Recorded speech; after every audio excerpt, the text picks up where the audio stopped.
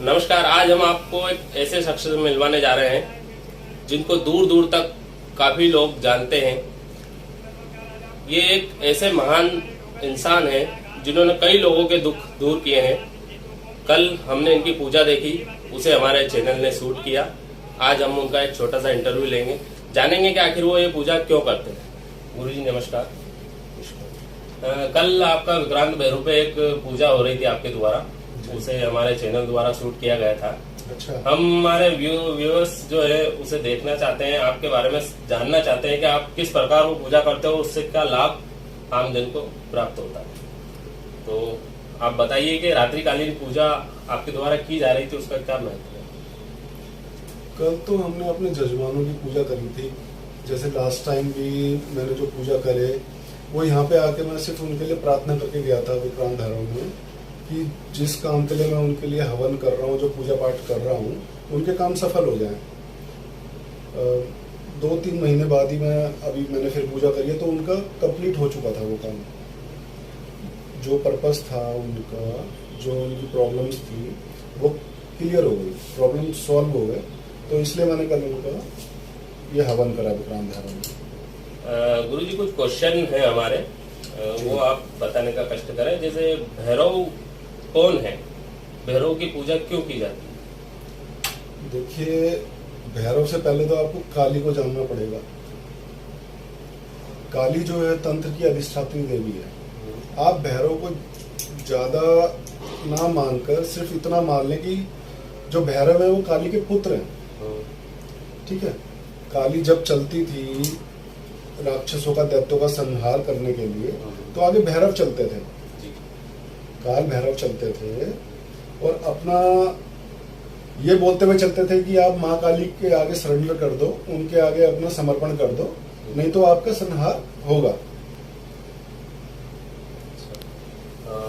अब इसमें भी एक चीज और मैं क्लियर कर दूं आपको। जैसे दिल्ली में किलकारी भैरव है, दिल्ली में भी एक सिद्धपीठ है भैरव मंदिर किलकारी। वो किलकारी भैरव ये थे कि किलकार करते हुए चलते थे, चिल्लाते हुए चलते थे, तो उनकी चिल्लाहट से, किलकार से ही दैत्य मर जाते थे। बस। दूसरा क्वेश्चन आपका ये था कि तंत्र क्या है, तंत्र क्रिया आखिर क्यों की जाती है, इसका क्या लाभ आम जन को प्राप्त होता है। देखो, तंत्र क्या है, तंत्र तो हम सभी कर रहे हैं। राजतंत्र, तंत्र का मतलब होता है व्यवस्था, मैनेजमेंट। किसी कार्य को, किसी भी वर्क को तरीके से, व्यवस्थित तरीके से मैनेजमेंट करके किया जाए, वो तंत्र है, प्रजातंत्र। जब हम तंत्र को आध्यात्म की तरफ लाते हैं तो इसके मायने बदल जाते हैं।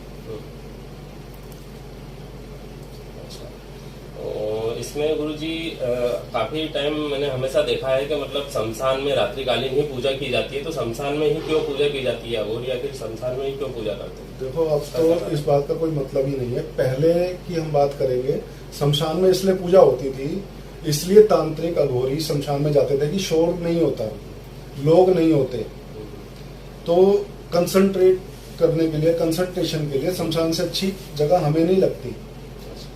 ना कोई शोर शराबा होता है, ना लोग होते हैं, ना कोई तंग करने वाला होता है, इसलिए शमशान में जाते थे।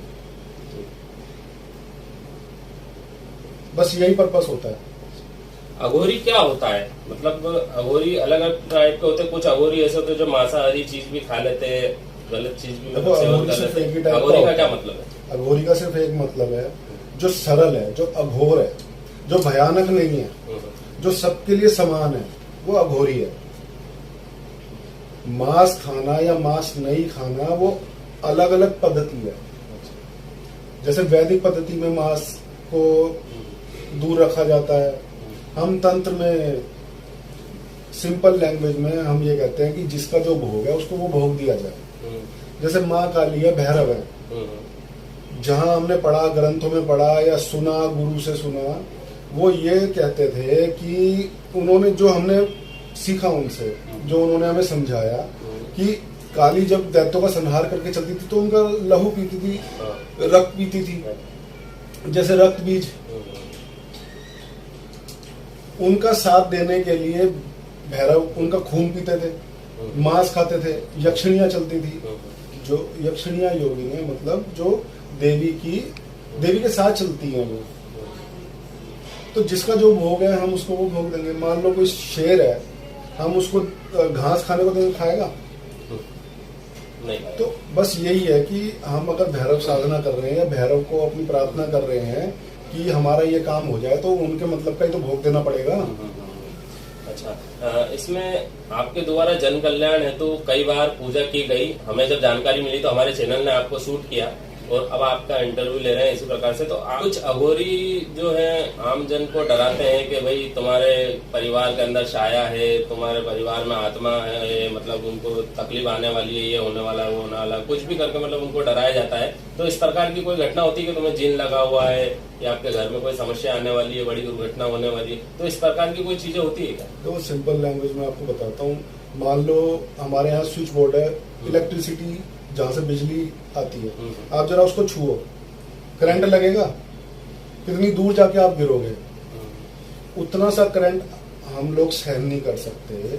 तो इतनी बड़ी शक्ति, जिन, प्रेत, भूत, यक्षिणियां, योगिनियां हमारे अंदर जब आएंगी तो शरीर फट जाएगा। एक इतनी सी इलेक्ट्रिसिटी 240 वोल्ट, वो तो हम सहन नहीं कर पाते। सही। जिन हमारे अंदर घुसेगा तो हम सहन कर पाएंगे? नहीं, पॉसिबल नहीं। तो बस यही है इसका जवाब। होता होगा। जितने मेरे पास केसेस आए हैं, इस तरह के भी मेरे पास केसेस आए हैं, उसमें से 2-4 केसेस तो मेरे को समझ में नहीं आए, लेकिन 95-96% केसेस में मैंने यही देखा कि वो साइकोलॉजिकल प्रॉब्लम ही होती है उनकी। एक सवाल और था गुरुजी कि अघोरी हमेशा उनका जो पहनावा होता है वो कुछ काले वस्त्र वगैरह और कुछ अलग से माला वगैरह और ये सब चीज होती है, जिससे आमजन उसे देख के कई बार भयभीत हो जाते हैं, डर जाते हैं। तो क्या जरूरी कि अघोरी उसी वेश में रहे? ऐसा कुछ नहीं कि काले ही कपड़े पहनने हैं। सफेद कपड़े पहनेंगे तो क्या भगवान नहीं सुनेंगे हमारी बात? काले कपड़े इसलिए पहने जाते हैं, आप मत पहनो काले कपड़े। आप वैसे ही कपड़ों का कोई ऐसा मेरे को नहीं लगता, मेरा जो एक्सपीरियंस है उसमें कपड़ों का मेरे को कोई वैल्यू नहीं है। कपड़े ना भी हो तब भी हम पूजा कर रहे हैं। ये तो सिर्फ एक तंग ढकने की चीज है कि हम पूजा कर रहे हैं तो मच्छर मक्खी तंग ना करें। बाकी भाई मैं तो ये सोचता हूँ, और जितने भी सुन रहे हैं आप उसको सिर्फ मजाक में लें, सीरियस ना लें। मैं सिर्फ काले कपड़े इसलिए पहनता हूँ कि गंदे कम दिखते हैं। एक सवाल और छोटा सा है, आपके द्वारा अभी कई बार कहीं अलग अलग जगह पे पूजा की गई होगी, तो क्या आमजन को इस प्रकार से पूजा करने से, आप उनके नाम गोत्र से उनके परिवार का जो भी आप लेते हैं, तो उससे उनको कुछ लाभ प्राप्त हुआ है अब तक? देखो, लाभ होता है पूजा करने से, चाहे मैं करूं किसी के लिए, चाहे वो अपने लिए करें, लाभ होता है पूजा करने से। कोई भी आप मंत्र जाप करोगे उसका लाभ आपको आज नहीं तो कल मिलेगा। ठीक है ना? गुरुजी, आपकी पूजा देख के आमजन तक आपकी पूजा जाती है, आप कई प्रकार की रात्रिकालीन पूजा करते हैं, आपके पास फोन भी आते होंगे, लोगों के मैसेज भी आते होंगे, तो किस किस प्रकार की समस्या आपके पास आती है और किस किस प्रकार की समस्या का समाधान आप करते हैं, किस किस प्रकार की आप पूजा करते हैं, थोड़ा सा ही आप? देखिए, समाधान करने वाली तो माँ काली है, या जहाँ हम पूजा करते हैं विक्रांत भैरव है, काल भैरव है, समस्या का समाधान तो वो करते हैं। हम तो सिर्फ लोगों की जो प्रार्थना है पूजा पाठ के माध्यम से, हवन के माध्यम से भगवान तक पहुंचाते हैं। हम एक तरीके से पूजा करते हैं, तंत्र, जो भी आपने पहले ही पूछा था, तंत्र। तो हम एक तंत्र के तरीके से पूजा करते हैं, और ऐसा नहीं है कि आप अगर डायरेक्ट भगवान से मिलोगे तो भगवान आपकी सुनेगा नहीं। आप डायरेक्ट भगवान से प्रार्थना करो। हमारे पास आते हैं जिसके पास पैसे नहीं, पूजा पाठ करना है, हवन करना है, मैंने आना जाना है, तो देखो खर्चा होता है। मेरे पास वो लोग आते हैं जो खर्च कर सकते हैं, और ऐसा नहीं है जिसके पास पैसे नहीं है वो खर्च नहीं कर सकता तो उसका काम नहीं होगा। माँ सबकी एक ही है, वो सबकी सुनती है, उसे पैसे से, निर्धन से, अमीर से, किसी से कोई लेना देना नहीं। आप डायरेक्ट अपनी पूजा पाठ करो, जैसे आपको आती है, कोई नियम कानून नहीं होना चाहिए, स्वतंत्र तरीके से अपनी पूजा करो, मन खोल के करो, सुनेगी जरूर, हमारी सुनी है, आपकी भी सुनेगी, आप भी उसी की संतान है। कुछ इस तरह के भी आते हैं कि हमारे घर में सब कुछ ठीक है, हम कमा रहे हैं, हमारा काम धंधा अच्छा चल रहा है, बिजनेस अच्छा चल रहा है, फिर भी घर में शांति नहीं है। तो मैं सबकी कुंडली चेक करता हूँ, ग्रह चाल देखता हूँ, उस हिसाब से फिर मैं उनको बताता हूँ कि आपको ये काम करने चाहिए। आपको राहु की पूजा करनी चाहिए, आपको उनके मंत्र जाप करने चाहिए, आपको शनि देव के मंत्र जाप करने चाहिए, आपको शुक्र के करने चाहिए, आपको मंगल के करने चाहिए।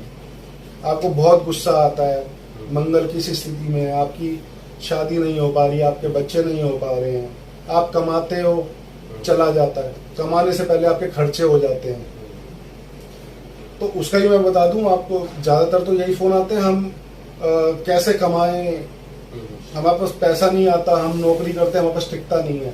एक चीज मैं आप सबको बता दूं, जितने भी आप लोग सुन रहे हो आपके माध्यम से, कि आप लक्ष्मी को बुलाना छोड़ दो। लक्ष्मी माता आ जाओ, लक्ष्मी माता आ जाओ, अरे सिंपल सी ये बात है, लक्ष्मी माता कैसे आ जाएंगी? आप माता को बुला रहे हो, पिता को तो बुला नहीं रहे हो, तो पिता को छोड़ के माता कैसे आ जाएगी? कभी नहीं आएगी। आप पिता को बुलाओ, माता अपने आप आ जाएगी। कहने का मतलब ये है कि आप शक्ति को बुलाओ, भगवान विष्णु को बुलाओगे तो माता लक्ष्मी पीछे पीछे अपना आप आ जाएंगी और टिक जाएंगी, आपके घर में रुक जाएंगी। कई लोग ये भी बोलते हैं पैसा तो आता है चला जाता है, तो वो इसी वजह से आप लक्ष्मी माता को बुलाते हो, आती है चली जाती है। आपने पिता को तो बुलाया ही नहीं, तो पिता के पास चली जाती है वापस। तो सिंपल सा ये है, यही है। एक छोटा सा क्वेश्चन और है, मैंने काफी तांत्रिकों अघोरियों को देखा है कि इस प्रकार से जैसे आपने ये भालू के दांत हुए, शेर के दांत हुए, ये धारण करते, तो इसका क्या राज है? देखो ये तो शुक्र दंत है, ये हम अपनी रक्षा के लिए पहनते हैं। जैसे मैंने किसी का काम लिया तो वो तो फ्री हो गया, उसका जो प्रॉब्लम्स का भार है वो मेरे पास आता है, वो ये अपने ऊपर ले लेता है। मेरे शरीर में नहीं आता, मेरे को बीमारी नहीं लगती, मैं किसी की पूजा कर रहा हूँ तो भार मेरे ऊपर है। जब तक मैं उसका हवन नहीं कर लूंगा उसकी प्रॉब्लम सॉल्व नहीं हो जाएगी, भार मेरे ऊपर रहेगा। तो ये मेरी रक्षा करता है, ये हम लोग पूजा से इसे सिद्ध करते हैं। ये बहुत ताकतवर है। शुक्रदंत होता है, भगवान विष्णु ने 12 अवतार लिया था, अपने इन्हीं दांतों से पृथ्वी को समंदर से उठा के बाहर लाया था। तो बस ये। तो नमस्कार, ये थे हमारे गुरुजी जिनसे हमने बहुत कुछ जाना है, समझा है। आगे भी आपको इस प्रकार की वीडियो आती रहेगी, आप देखते रहिए।